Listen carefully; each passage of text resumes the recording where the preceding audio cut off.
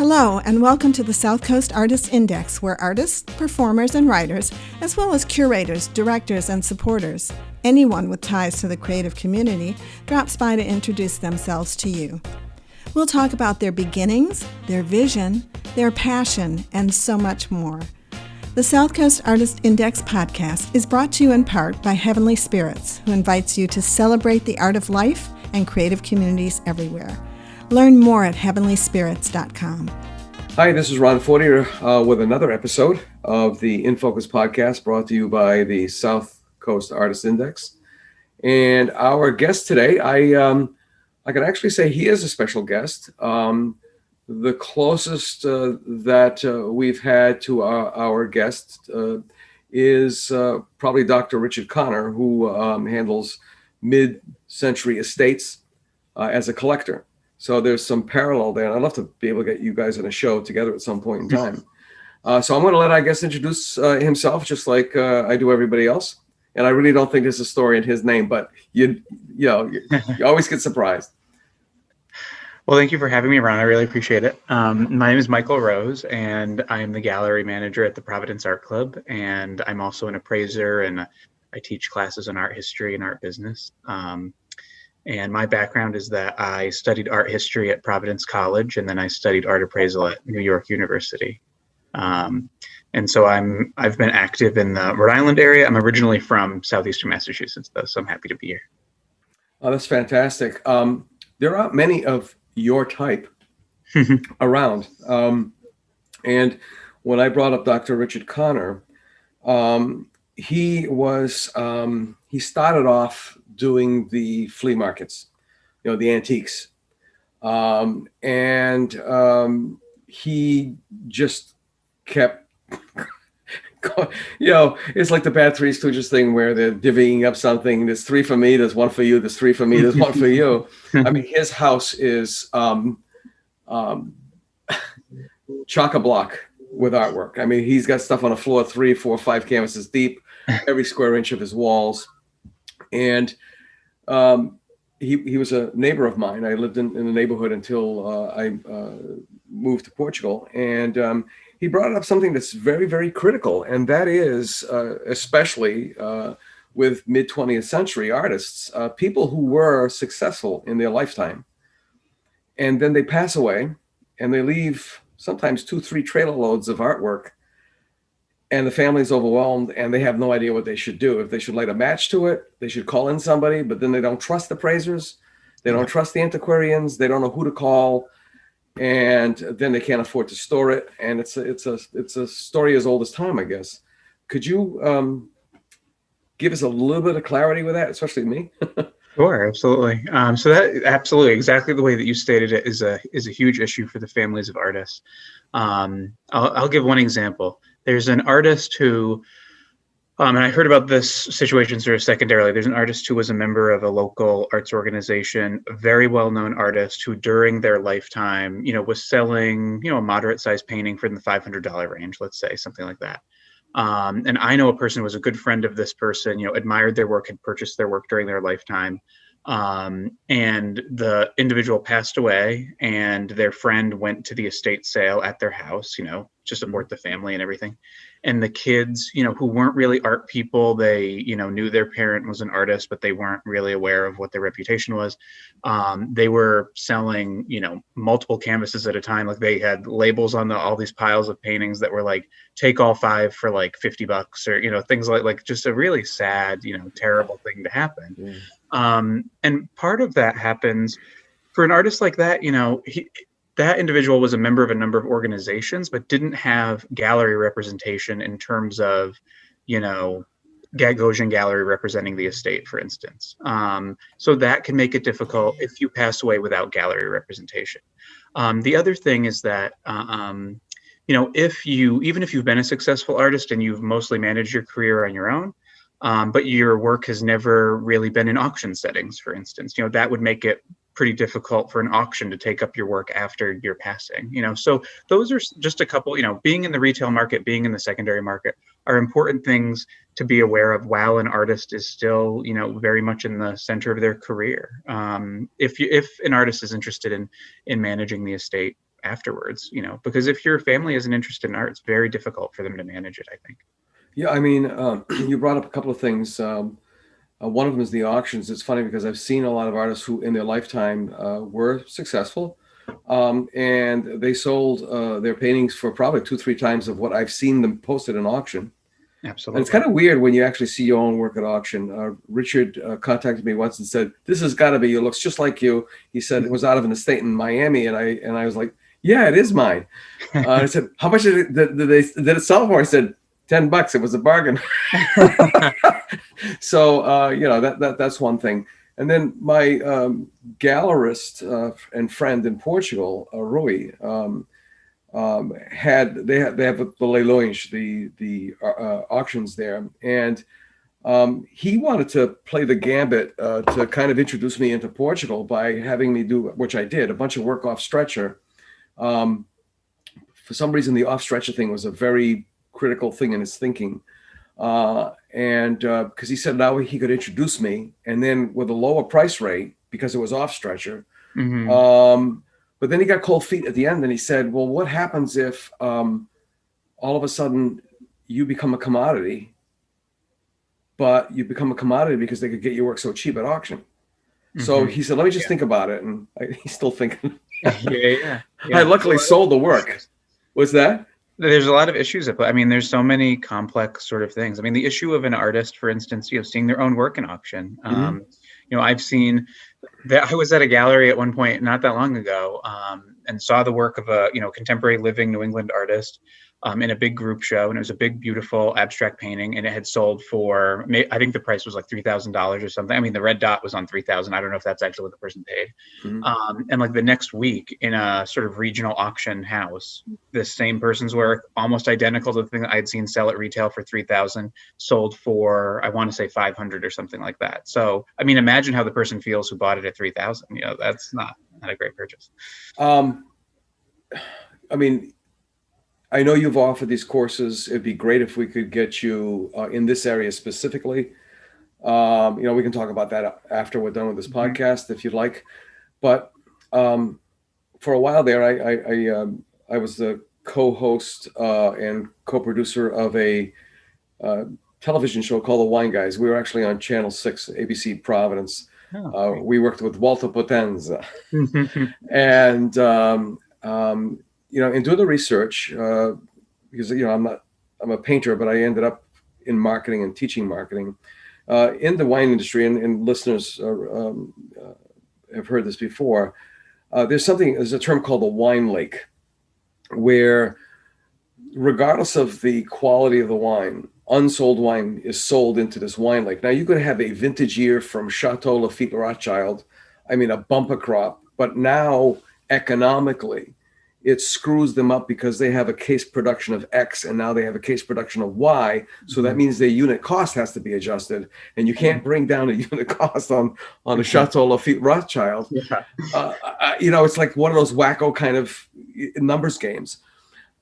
So the wine lake it's actually a virtual amalgamation of all of the unsold wine, and it goes to the chemical industry, and they make glacial acetic acid, they make vinegars, they make all kinds of stuff with it. Mm-hmm. My assumption is there's something also that I would coin as an art lake, but every time I've tried to Google art lake, I would get the old weatherman from Channel 10, right? But there's got to be this.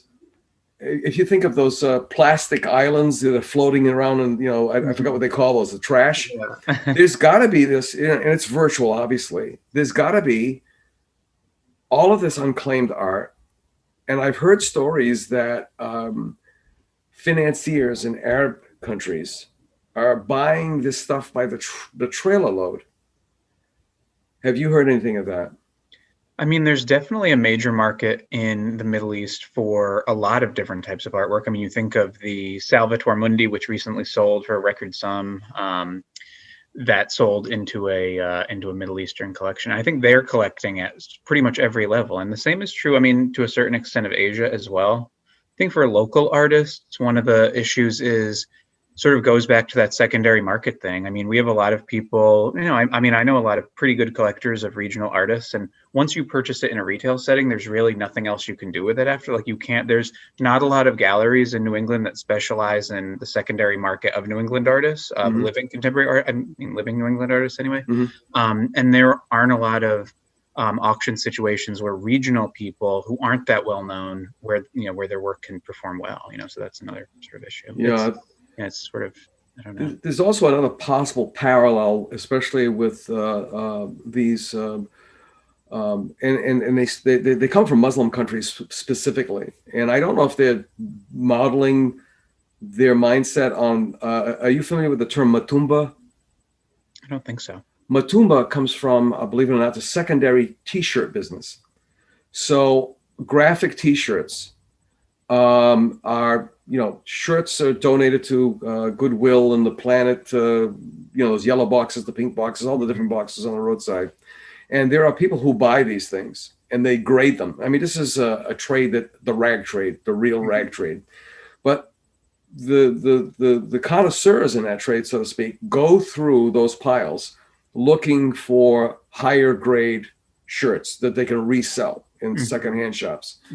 And then they pack everything into one of these containers and they ship it over to Africa. And they have the markets, they're called Matumba. And so people come and they'll buy it, and they'll buy for various reasons, to wear, to strip down and make into weavings, for a bunch of things. And what they're looking for in those markets, the savvy entrepreneurs, is what they call snowflakes, a Pink Floyd 1978 rock, concert shirt that's in pristine condition. That one snowflake at auction now is the guy's entire salary for the year. Oh yeah, absolutely. So I'm wondering if that's what some of these, and again, it's only identified in Muslim countries that I've seen it happen, because supposedly they're being bankrolled, similarly like Abu Dhabi and Dubai and so on and so forth. They're buying artwork. Some of it you'll never ever see again. It's like the Japanese were doing with the Van Goghs. It goes into a private collection and it disappears from the public eye. Yeah. But there's been so much going on in the art world. 2-3 years ago, I was going to go visit a friend in north of Madrid in the Navarra region, Caparoso. So he said, come in through the Salamanca station and, we'll either pick you up there or you could do another switch to, I forgot the name of the other station. So I said, okay, cool. So I had started, previous to this, I started looking for galleries because I figured I would hit a lot of galleries up while I was there. And in that region, 23 galleries had folded within 18 months. Yeah. And this seems to be rife across the country. I mean, look at a city like New Bedford, for example, specifically, the epicenter of the South Coast creative community, who, and I don't want to step on anybody's toes, and I don't think I will, there is not one selling gallery left in the area. I think that's, I mean, in a city like Providence, for instance, if you look back at, I mean, I can remember being in, high school and, early in college, and you could go to, 15 to 20 commercial galleries in Providence. And really now, I mean, you can count the serious commercial galleries on basically one hand in Providence. It doesn't exist. Exactly. There's only one that I know of that folded, unfortunately. Art Prov, Michelle Coyne, passed away, unfortunately. Yeah. I mean, she was great. That was my, I mean, she was drawing me closer and closer and closer. And then she called up and gave me the bad news. And it's such a horrible thing, Yeah. She was a wonderful gallerist, and she was doing really great shows. Her husband is a fantastic painter who's a member of the art club. She was someone who really inspired me. When I first started working at the art club, I went to Art Prov because she had opened not that long before that. And she was so gracious to me and so kind, and on the other side of it, not having that sort of pipeline of, professional camaraderie is sort of an issue as well. If there's only, 6 or 7 other professionals in the area doing the same thing that you do, it's sort of difficult to, bounce ideas off of one another. And But the gallery business is a very, very difficult business when the model basically is, we'll take 50% of the sale price and then just hope that we can sell, 10 to 15 to $20,000 of stuff a month, to pay the rent or whatever. That's a very tricky proposition. Right. Chess Hickey from Gallery of Four. I remember I had to do an article on him for one of the magazines that I write for, and I went in there and he said, "I'll be right with you." With the client, and I was like, "Okay, selling's more important than anything else. I'm not going to interrupt that." So I said, "Don't worry about me. I'll wander around." And that show had been open 3 days, and I noticed 8 dots. Wow. So I went back and said, "Okay," and I got out my calculator and was like, "Oh my God, I want to hang here, right?" Yeah. But unfortunately, the pandemic hit, and he is a very savvy retailer. I mean, that's where he came from, and yet it's still very, very difficult. And in doing these interviews, I found something kind of interesting because the marketing brain is still there. I mean, that's what I did for a long time and what I taught. The under or unrepresented painters specifically seem to have survived this pandemic far better than those who had once been represented. And some of them have said, these people are just calling me up and giving me commissions or saying, "Hey, how much you want for that thing I saw on your Facebook page?" Yep. That's exactly what I've heard as well. I've had a lot of people who definitely are, not as experienced, don't have as much of a depth of range in their career, who told me that this year was like that this entire year was like a banner year for them, that they sold more paintings this year than they've sold in a long time. And I don't know if that was a response maybe that was a response on the part of some people who maybe, had the means to purchase art before and never really, focused on doing that they thought maybe that was a productive way that they could, support a creative person during this year. I don't know if that's what it was or what the impetus was. I know a couple gallery people who told me that their summers were incredible, that they sold tons of stuff over the summer and they weren't expecting it. And so, there's definitely some bright spots like that, which are really nice to hear about. That's positive. All right. How are we going to come out at the end of this thing? We have another year to go. Exactly, right? I mean, I think at least in my experience, I think some of the things that we've learned from it are, first of all, all this Zoom stuff, I think at first we were all sort of skeptical of that. But I think, for me personally as a teacher, and for us at the art club with all the programs we've been doing, that's been an incredible resource. And I can't imagine, going back to the way things were before entirely, where you would say, we're going to do this program for 25 people in person. We're not going to, once it's over, it's done. With Zoom, you can have 100 people on a Zoom call and really, expand the access to it that way. I think in that sense, it's good. I think it's, a lot of artists have focused this year on getting their material photographed well and getting their website in order, which they weren't doing before, and focusing on online, sales, which they weren't doing before. But ultimately, I really personally, I think galleries are important. I think seeing work in person is important. And, there's no amount of digital stuff that can replace the experience of being at a show and experiencing art. So I think we're going to have to rethink how these digital things can really support in-person art viewing, too. But like you said, it's going to be, fall before we can really figure out what the world is going to look like. Exactly. Don Wilkinson is going to be on a couple of shows before you. So I said, how do I address you? Are you still an art critic, art reviewer, art writer? And he said, "Well, to be honest with you, I haven't done a review in a year." He says, "Because I cannot do it virtually. You have to be in the presence of the piece." And it's so true. A piece of work that you've seen all of your life, even in an environment, okay, and then you see it live in person, physically, and it's like, oh my God. There's a completely different thing that's going on there.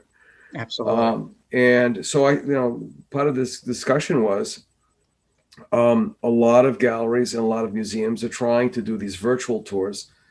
Even the best of them are still clunky at best, very clunky. and it's like, you do the thing with the mouse and all of a sudden the whole room starts to spin. Yeah. Like, what the hell's going on? And it's still not right, because it seems more plastic. And I do the program coordination for the Dartmouth Cultural Center, and I've just steered them to the point. I said, okay, all of our exhibits are going to be virtual, but we're not even going to bother with the, let's fake this thing's hanging on the wall. We're just going to put it in a catalog, like U Gallery or Saatchi or anybody else. Yeah. And, we'll let it rip that way. Honestly, in the beginning, we tried to get people to do the 4 shots, the square off, the detail, the side shot, and the environmental. No. No, a lot of artists just couldn't wrap their head around that. Well, I absolutely agree with you about the catalog option. That's what we've been doing at the art club this whole time, because we looked at I don't remember the name of the company off the top of my head, but we looked at the company like realtors use that do those virtual tours of houses and stuff. Yeah, I can see it. I can't remember the name of it. And there's like an app for your phone that was, in my opinion, rather clunky. And then to have like someone come into the building with the special, 3D camera was extraordinarily expensive. And it was, and really, I mean, like you said, you're never going to recreate the experience of being in that room.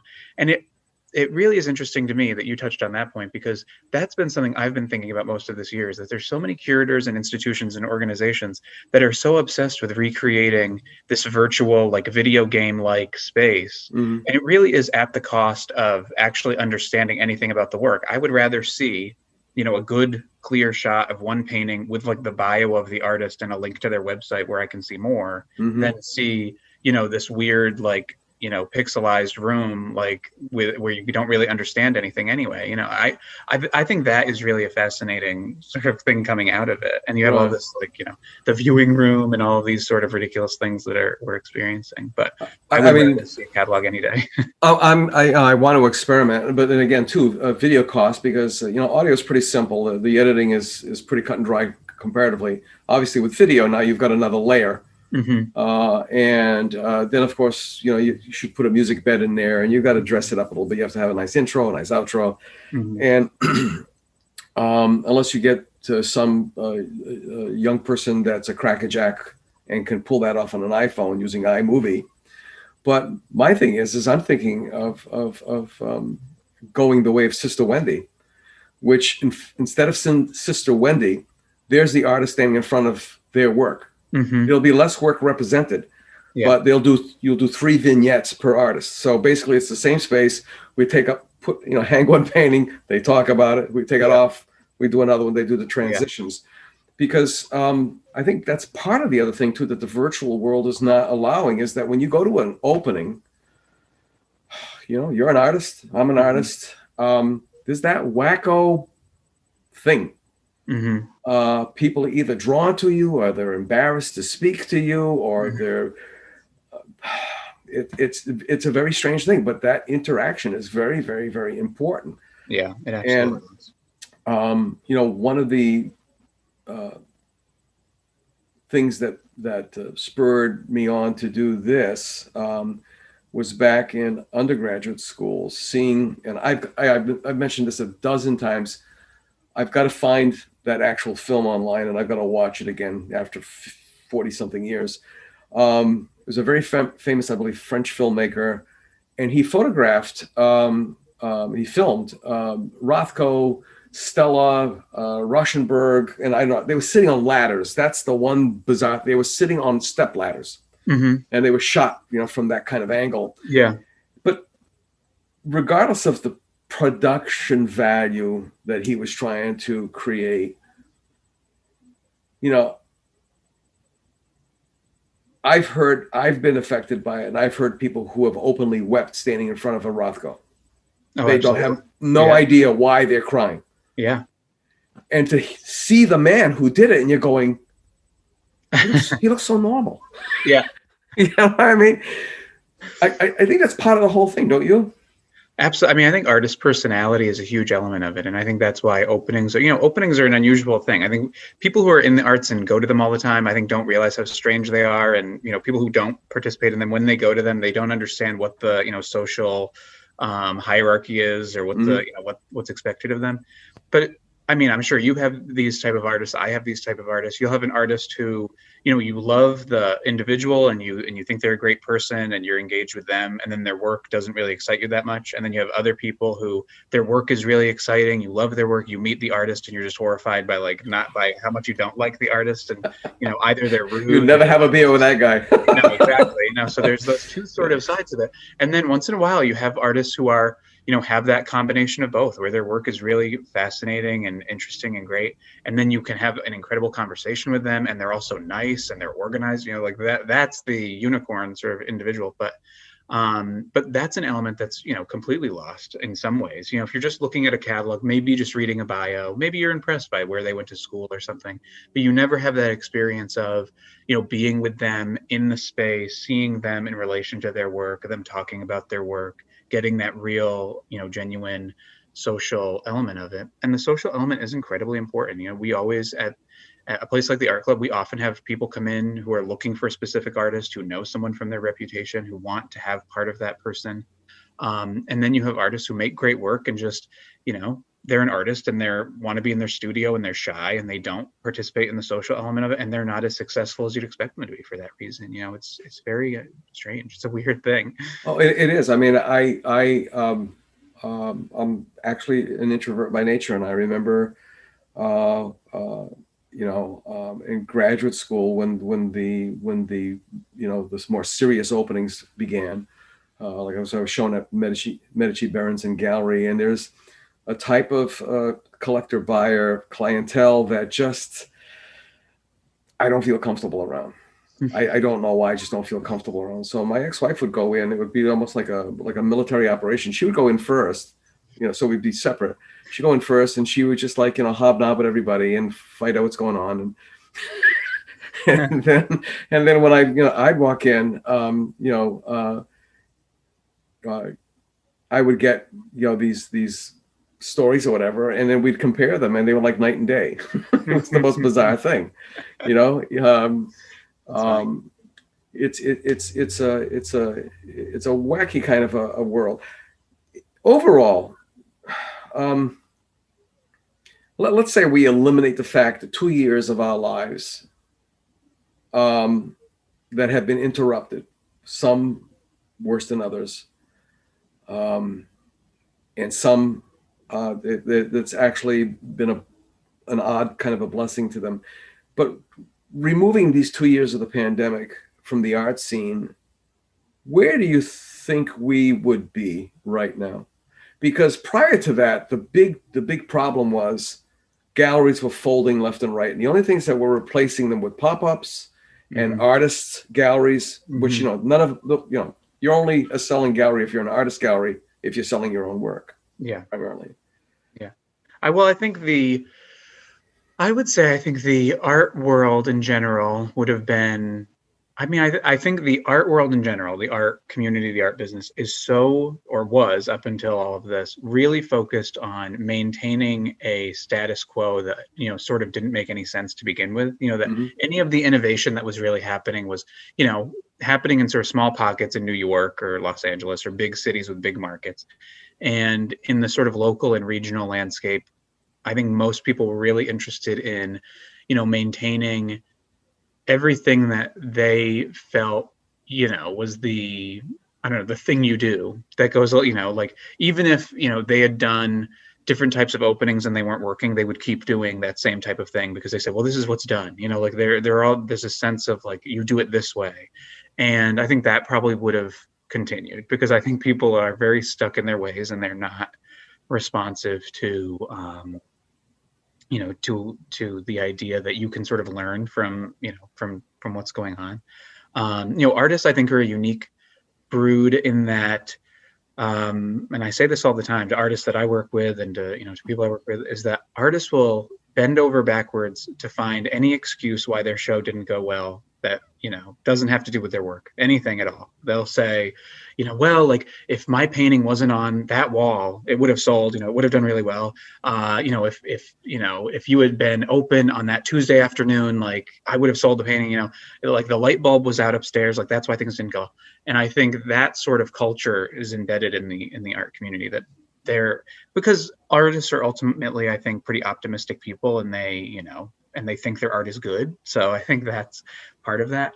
And I think that, leaches into the gallery business, and every element of it, is sort of, I don't know. So I think one of the positive elements of this year has been forcing everyone to rethink everything and say, well, what are we going to do? Where are we going to focus our limited time?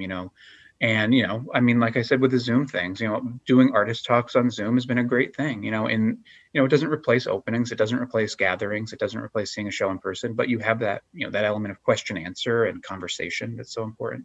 So that's been a positive thing, and hopefully that goes forward. It's also mental appointments, like, the next time I'm in town, the next time I have the opportunity, that's that mental appointment stays in the head, you want to go see it. I'm thinking, I taught art history for 17 years at BCC, and one of the things too is like people have to realize that the pre-World War II art market was so completely different from the post-World War II art market. Absolutely. Previous to that, they were dealers. So whether they were selling wine, Skittles, or artwork, it was pretty much the same. Yeah. Prints were a big thing, which I want to get back to prints. But then post, I mean, when you stop and think about the genesis of Leo Castelli's living room and Gagosian's living room, where they had their friends come back, it was like a Tupperware party. Yeah. Right. Yeah. Total change. And then somehow they got into storefronts. And then these storefronts, because I always tell my students that religion was incorporated in every aspect of art from the earliest time. Okay, a religion or a belief system, until we get to the post-World War, the abstract expressionist period. And then the art itself became the religion. Yeah. The galleries became the altars, the shrines, the cathedrals. Yeah. I mean, let's face it, some of this stuff was incredible, but where are you going to put a 15 by 32 foot piece of work in your ranch, right. in a split level ranch, right? So obviously, what they did is they took out the blue collar, gray collar, no collar people. They took them totally out of the market, and then you start seeing these bizarre $87 million for a Van Gogh or Van Gogh, and such. And what it did is it hammered into the common person that, that's not for me. Exactly. I always say when I talk about, the gallery business and stuff to people, I always say, and I think it amazes me how many times I've said this in classes I've taught, and all the artists in the room the look will be one of complete disbelief when I say that the average person in the United States, 80% of people in the United States have never been to certainly a commercial gallery, have never been to a commercial gallery, will never go to a commercial gallery, have no interest in going to a commercial gallery. They're scared to death to go into a commercial gallery. Exactly. I mean, and it's something that is built into it from, certainly that element of the market that you were speaking to. One of the sort of trickle down things that happens that I think is, personally, that I really think is one of the worst things that goes on in our business is every gallery, no matter where they are in the United States or wherever, they feel like the necessity for them is to pretend that they are the white cube in New York City and to put on all the airs of that, which serves no purpose in most art markets. It really doesn't, it's not helpful anywhere.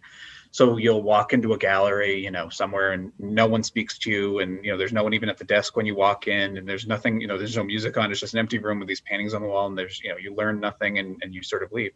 And then that speaks, I think, to what I was saying earlier about, this idea of they're just things you do. This is the way things are done. And, this is the way New York does it. We should do it too. And I mean, if anyone listening has been to the art club, whenever anyone walks in, we always greet everyone. We always say, look, if you have questions, let us know, talk to us. Like we're, there's human beings there to converse with. But that whole culture of like, this is an elitist, this belongs to other people. And then the other element is, there's a value system. If you're someone who is a middle-class person, you're working, 40 or 50 or 60 or 70 hours a week, and you have limited time on the weekends or whenever, like, my spare time is precious to me, and I know how I choose to use it. And I don't blame anyone who doesn't want to use their spare time doing something that they aren't that interested in. And I think certainly commercial galleries, I don't think make a very good case in most instances for coming to visit. Like after a long, like, come, visit, and we'll look down on you and be rude to you on the weekend. That's part of the experience. No, right? Yeah, like I don't think that that's very compelling to people for the most part. And I would say that one of the nicest emails I ever got from an artist was somebody who was in one of our big open shows at the art club, and sent me an email afterwards and said, you and the staff at the art club are like the nicest, friendliest, people to work with, because so many of this artist's experiences were with different galleries, were even working with a gallery director who was, outright rude to the artist that they picked to be in the show. It's like, I don't know where that culture, I mean, you spoke to some of where that culture comes from, but it's so odd that it's persisted for so many years. Yeah. And then I remember I had to go back. I went down to Miami. Friends of mine that I graduated with set me up to do a workshop at the PAM, the Perez Art Museum. And so whenever I'm in a place, I'd like to go and check out all the galleries. And there's one specifically in Wynwood, the Nnamdi, because my sister-in-law knows George Nnamdi from Detroit. That gallery's been around for 30-something years. His son Jasomi has one in Wynwood. It is Wynwood, right? Sometimes I get dyslexic. Okay. Yeah. And I walked in, and Jasomi himself was there. I wasn't some svelte little wannabe model. You know what I'm talking about, right? I mean, it's part of the cachet. And we were talking about work, and he said, you know what? We're all getting killed over here because the per foot rental it's insane what's going on. Yeah. There was another gallery a couple of blocks up from him on the same side. His name was Miguel, and he said, okay, this is the deal. Everybody has to have it's a participation fee. So if I select you or invite you to show here, you have to give me $2,800 on the spot. And there's no guarantee you're going to get any of it back. And I think his cut was less. I think it was a 60-40. 60 to you, 40 to them, because of the participation fee. But anyway, so Jasomi says to me, he says, I got all the space, and do you know where I make most of my sales from? He says, come here, I'll show you. He opens up this door, and it's a storeroom, and everything's laid up against the wall, right? Yeah. And he says, this is where I make most of my sales, believe it or not. Isn't that fascinating? He said, do you have anything else? Yeah. He's like, yeah, sure. Open it, go in there and go look. He said, and they love going through the right, because so there's this crazy, all these anecdotes. They all sort of add up to. There are so many. There's so many things like that. I mean, there's a great book by I believe, I don't remember what his nationality is. His name is Magnus Resch, and the book is called Management of Art Galleries. And his background is that he's like an economist or something like that. Basically, he's not really an art world person. So he really came to writing this book with this very data focused sort of thing. That's not the guy that was in the Times Art Index, was it? He may have been. He's pretty well known now. Yeah, it was so successful that they killed it.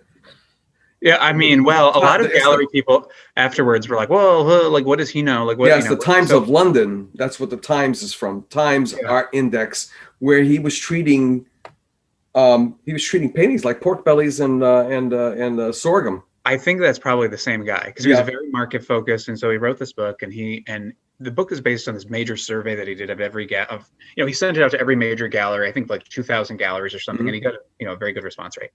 And some of the things that and it's a fascinating book, and it's great. I mean, even if you're an artist, it's a great book. And some of the fascinating things, at least in the first edition, were, galleries are obsessed with the idea of having a storefront, obsessed with having a storefront. So many galleries open a storefront space.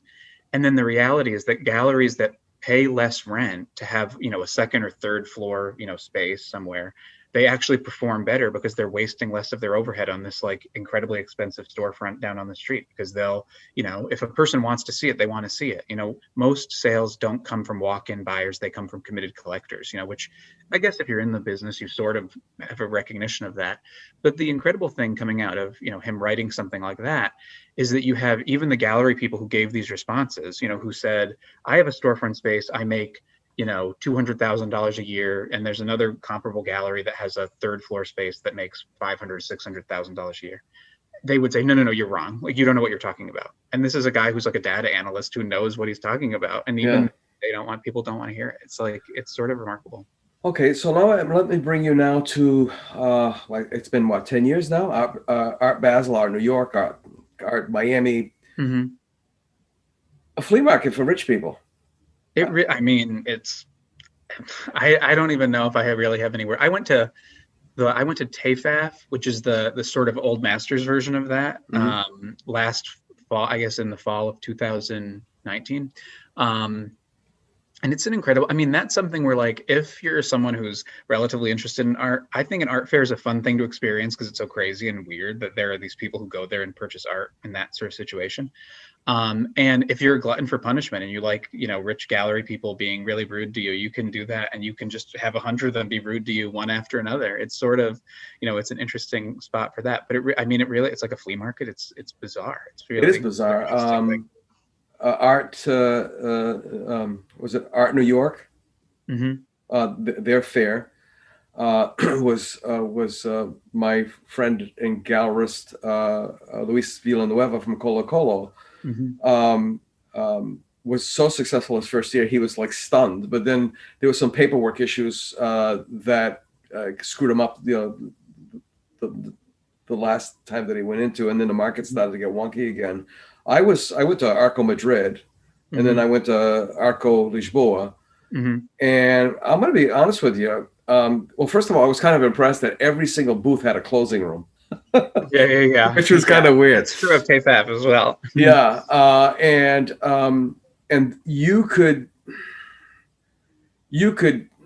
just spot, you could smell the money. Oh yeah, absolutely. You could smell the money, and I'm looking at the work with as little jaundice in my eyeball as possible. And I'm looking at some of this work, and I'm saying to myself, oh my God, I've been through this entire show 6 times, and there's only like a half a dozen pieces that attracted my interest, and a couple of those pieces that to die for. Yeah. And the rest of the stuff is dreck. Yeah. Crap. There's plenty of really, even at TAFAF is nice because it's really vetted. They have like a panel of experts that choose what gets in. They choose every object that goes in it. So most of the stuff's really good, but occasionally you would find sort of things that are weird. And I was in one booth looking at, I don't remember what the booth was, and I was looking at, some drawings or something, and I turned, and the woman standing next to me looking, in jeans and a sweatshirt was one of the curators from the American department at the Met. And I turned to her and I said to her, I was like, are you, so-and-so from the Met? And she said, oh yeah. And she was just there, she was shopping for the museum. So it was sort of, so you have those sort of weird things happen, but then you see something, you're like, why is that here? And then, but somebody with a wallet will walk along and, somebody will talk them into buying it.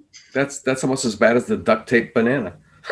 That is, and the fascinating thing, and this is another thing I say to my students a lot, is, the duct tape banana. That's the thing that goes on the news, and that is what the average person in the United States knows. The art world knows of what we do. Right. Duct tape banana. That's because it's easy to understand, and like it's absurd, and it shows how silly our entire industry is, and like that it's just rich people buying junk basically. And that's what's on the news, and Salvatore Mundi on the news. You don't hear about the thousands and thousands of normal art people who are struggling to make a living making art, and who make paintings that are $200 and only sell 10 of them a year. Like you don't hear about those people. You only hear about the crazy stuff. Yeah. It's, and then of course too, it also makes depending on your political leaning, makes you hate the NEA and the National Endowment for the Arts. and PBS and everything else. So it's just like a total waste of time. And they're, well, it was like Piss Christ and all those other crazy things. Moving over to prints, we're about 3/4 of the way through. The print market seems to have, well, the buyers have had a change of heart, it seems. I'm undergoing that right now, trying to market myself with a new suite of paintings, and speaking to the people, the scanners, the Tricolor, and it's like, okay, well, you offer it up as an image, on fine art paper, and you can also offer it up as a gallery wrap canvas. I'm like, people are going to buy a knockoff that's kind of bizarre. And he said, well, that's all some people can afford, and if you sign it, it's still valid. Because it's not multiple, high multiplicity. Yeah. I'm losing that word. Like high volume. Yeah, open edition. Open edition, yeah. So, what is your recommendation to buyer and artist alike? I always say, we don't handle, and I don't handle reproduction. So I don't handle, scans of paintings and stuff like that. And what I say to artists is, if you're interested in making paintings and also doing prints that are, essentially giclée prints where someone's printing it for you, the print, this is only my opinion, and you can talk to plenty of other people and they'll tell you that like this is totally wrong. But my opinion would be the print needs to be in a totally different price point than the paintings that you're making, even if it's the same painting. Because why would someone buy the painting when they can buy a print of equal size to the painting that looks like the painting for, $100 or $200 or whatever like that? You're really undercutting the market for your own originals by, flooding the market with these things. Now, that being said, I know a number of artists who, let's say like a 36 by 36 painting of theirs would be $5,000. Like obviously no one, not a lot of people can afford that. So they'll make, a 16 by 16 print of it and they'll sell the print for like $250. And then they really open it up to a wider range of people. I think that is a nice in between, because then you're servicing people who don't have the money to buy something really expensive, but you're doing it without undercutting your market. And then, on the sort of ethical side of it, I think you do need to be very transparent with people who are purchasing and say, this is not an original artwork. This is basically a reproduction of an original artwork that I've signed, that I've numbered, I'm only going to make 10 of these prints and then I'm not going to ever print this image again, So there are ways of doing that too, that I think add an ethical sort of element to it. Because I think the average person, again, and this is not to, this is in no way to, defame, middle-class people or whatever. But I had someone, a woman who worked with us at one point who said, who didn't work in the gallery element of the club, but worked in a different element of the club, who saw a painting that she liked in a show. Painting was, like a big abstract painting, let's say was, $7,000. She really liked the painting. And she said, who would pay $7,000 for that when you can go to TJ Maxx and buy like the same size thing for like $75? And we were all like, oh my God, like that, that's not the same thing at all. But most people, if it's just about if it's just about putting something on your living room wall to take up space, like what do you care what it costs? Or I think most people are not as in some ways. I don't know. Most people aren't as fussy about it as art people are. For art people, that would be very gauche. That's not right. You want something that's original, whatever. Well, we go back to an educational aspect or lack of education, lack of cultural education, which, right? Now, let me, I've also heard too that one of the thought processes with reproductions is it gets your skin out there. It gets your name out there. You're servicing a market that couldn't pay for that $5,000 original piece. Yeah. And at the same odd time, it's actually increasing the value of that $5,000 piece because it's the only one. Yeah. So someone is going to come along now and buy that $5,000 piece. And depending on how well you did with open editions or whatever, you can now actually bump that $5,000 piece by another 50%. Yeah, I can see that being an argument. Absolutely. And right. With all of these things, it's incredibly, incredibly variable. You know, like one artist can have one experience doing XYZ, you know, thing, and another artist who's similar in age and maybe in style and education and whatever will sell nothing. And like it's not a good experience for them. And that's another sort of weird quirk of this entire business. You know, we think of so many businesses as like the widget. You know, you think of like Walmart selling, you know, however many bottles of Clorox a day or whatever. Mhm. The art market is not like that because everything is unique. Every artist is unique. Every object is unique. So it's really hard to come up with, you know, with across the board sort of, you know, ideas of if things work because one person's experience can be really good. And then, you know, I know one artist right now who's making prints of their work. I think the prints look, you know, really beautiful. You know, they're numbered, they're editioned and all this stuff, and is doing well. And then there's another artist, a regional artist who is, you know, deceased, who I know for a fact there are crates of that person's work, prints, just sitting there because no one ever bought all these. This person thought that they were going to make all these prints and do really well, and no one ever bought them. You know, Oh, so. yeah. Wow, it's a really incredibly fine line. When I was in Portugal, my gallerist Rui Veja from Galeria Rastro. Sometimes he puts the U in there, but it's either Galeria U Rastro or Galeria Rastro. His dad has been doing it for 35, 40 years in the Algarve, and then they have another location in Figueira. And he said, you know, the other thing is a cultural aspect. He says, in a cultural aspect, will for example, in Portugal, in Leiria, it's one thing. In Lisbon, it's another thing. And it's like bizarre. He said, like, the Portuguese are very snobbish.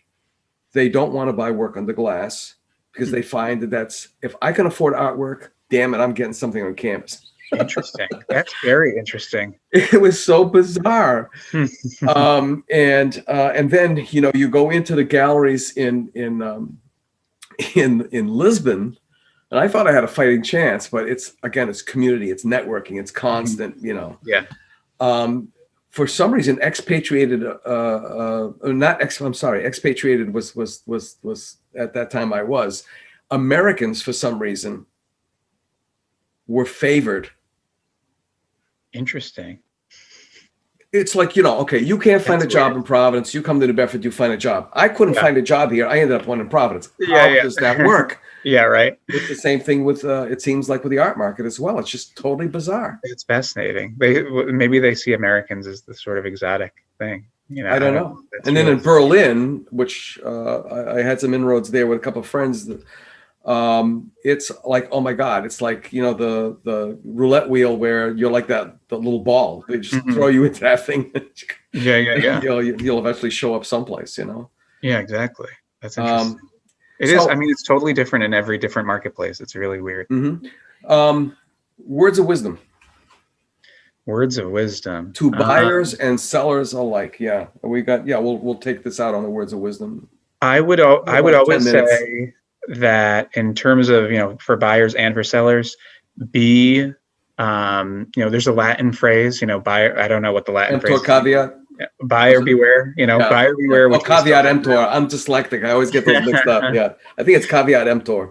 Yeah, but you always have to be really skeptical. You have to go into, I mean, as a buyer, as a seller, you know, from the artist perspective, I think artists always believe that the person who tells them they want to buy the painting is going to buy the painting. And I always have the experience where someone comes in, claims they want to buy the painting and never comes back. You know, that happens constantly. And artists always believe the person is coming back. An artist would happily yank the painting off the wall and take it home and say, no, they said they want to buy it. Like, I believe them. So always be skeptical of buyers. And then in terms of, if you're a buyer, always be skeptical of what a dealer or an antique store or whatever, however their marketing work.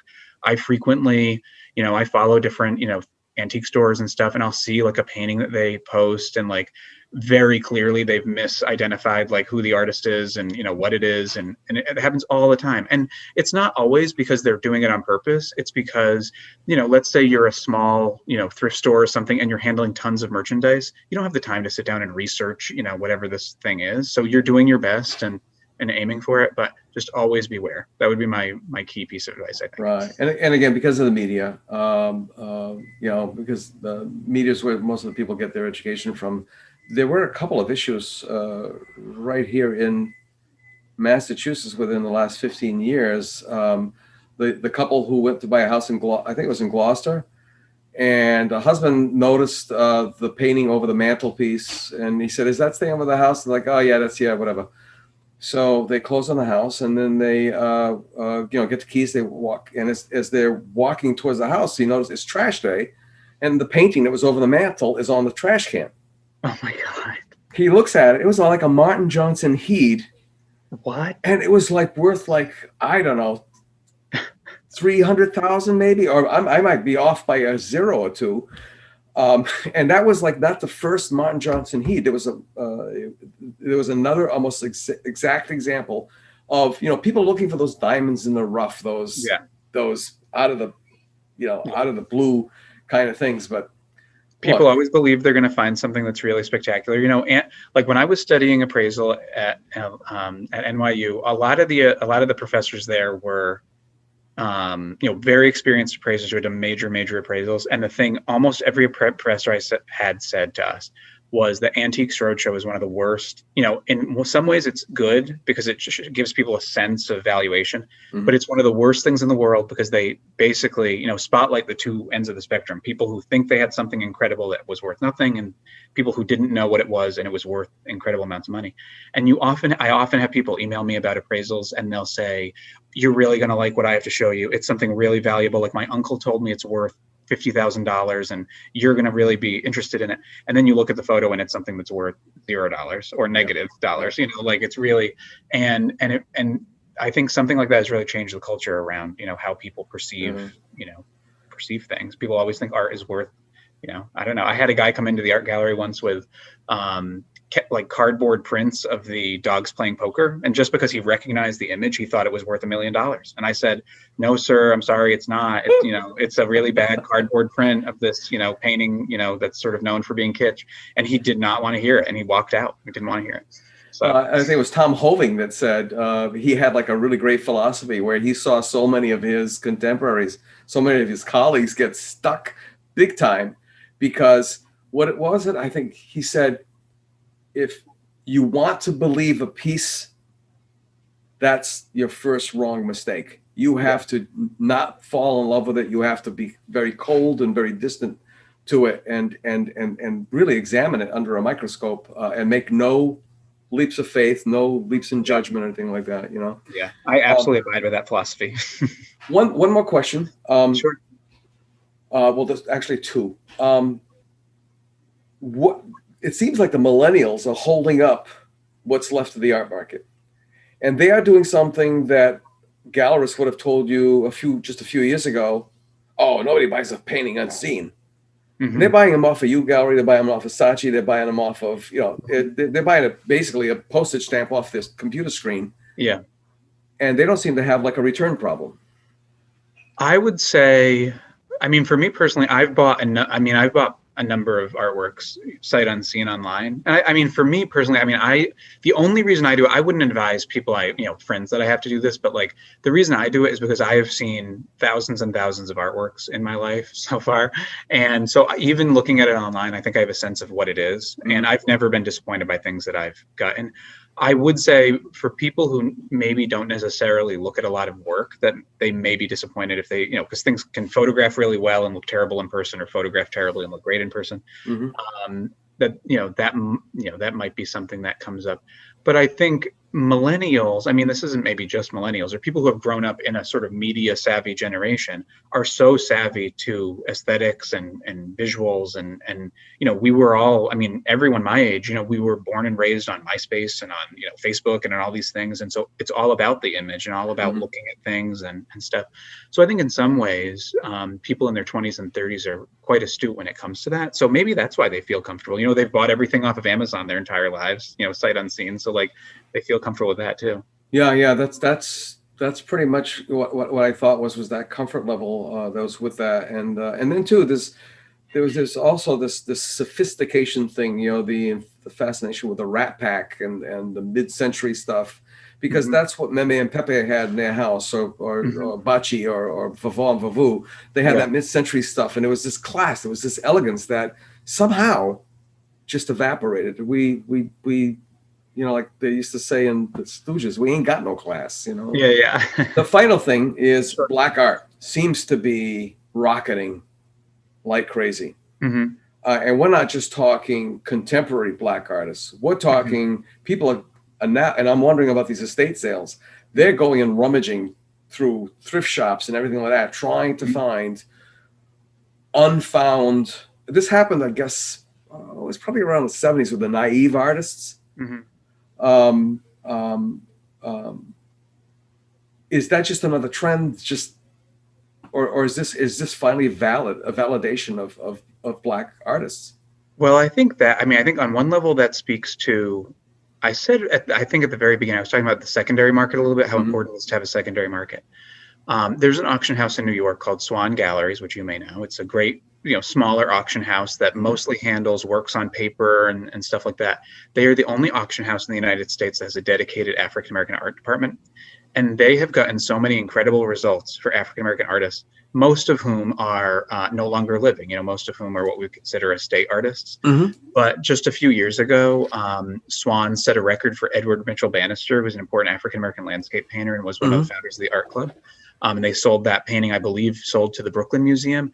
But that's just one element of it. You need to have a good secondary market. And that's one place where it's happening. There are a lot of younger gallerists who are focusing on work by African-American artists. And that's another element of it. And then the other thing is that I think a lot of institutions, especially over the last year, you've heard about some institutions who are, selling the Pollock to, diversify the collection. You can sell one Pollock and buy 50 pieces by artists who, are less well represented in a collection. And that's another aspect of it. So I think people are looking at all three elements of that, the secondary market, the primary market, and also what institutions are doing. And that's why institutions are so important. They need to set an example for, what's important to collect as well.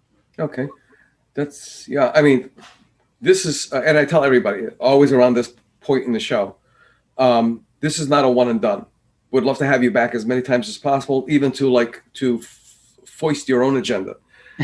Because you're multi-talented, you're multi-disciplined. Artists need to hear what you have to say. Collectors and buyers, the two different animals, need to hear what you have to say. Art students need to hear what you have to say. And again, you are a rare entity around here, Well, thank you. I would love to be back.